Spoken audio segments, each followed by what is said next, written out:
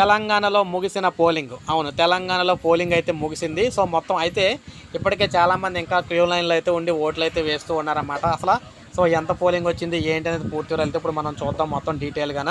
So మనం చూసుకున్నట్లయితే తెలంగాణలో లోక్సభ ఎన్నికల పోలింగు చెదురుమదురు ఘటనలు మినహా ప్రశాంతంగా అయితే జరిగిందనమాట.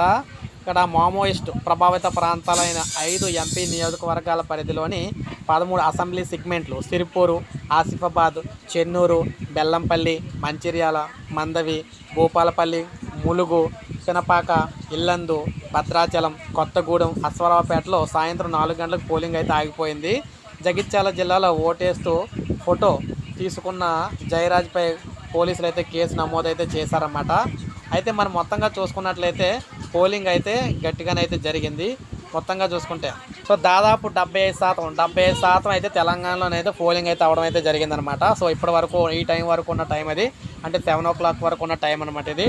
సో ఇది మనకి లేటెస్ట్ అప్డేట్. ఒక లైక్ చేయండి, సబ్స్క్రైబ్ చేసుకోవాలి, మన ఛానల్ సబ్స్క్రైబ్ చేసుకోండి.